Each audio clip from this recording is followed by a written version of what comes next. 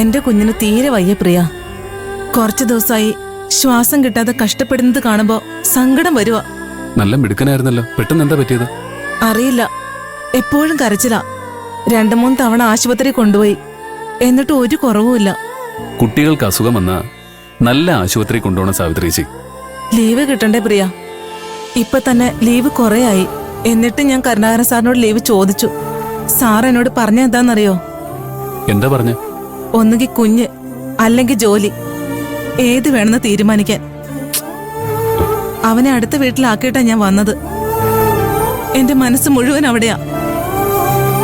എന്ത് ചെയ്യണമെന്ന് ഒരു പിടിയും കിട്ടുന്നില്ല പ്രിയ. ഒക്കെ ശരിയാവും സാവിത്രിച്ചി. പൈസ എന്തെങ്കിലും വേണോ? വേണ്ട പ്രിയ, അത്യാവശ്യത്തിനുള്ള പൈസയൊക്കെ എന്റെ കയ്യിലുണ്ട്. ആവശ്യമുണ്ടെങ്കിൽ ചോദിക്കാൻ മടിക്കരുത്.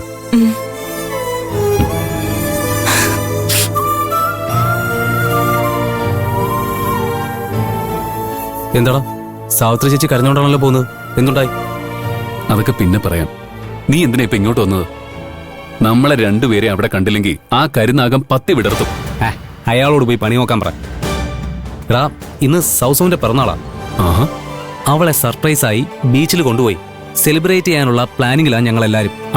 നിങ്ങൾ ഇങ്ങനൊരു സർപ്രൈസ് കൊടുക്കാൻ തീരുമാനിച്ച കാര്യം ഞാൻ അറിഞ്ഞിരുന്നില്ലല്ലോ.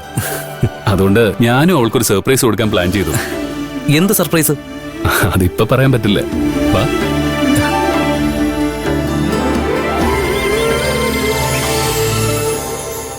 ഇതാ മാം.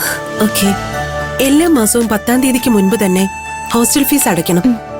കൃത്യസമയത്ത് അടയ്ക്കാൻ പറ്റിയില്ലെങ്കിൽ അത് ഞങ്ങളെ നേരത്തെ ഇൻഫോം ചെയ്യണം. Okay madam.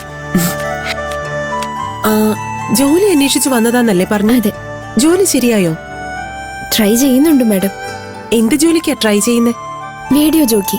ഓ, വീഡിയോ ജോക്കി.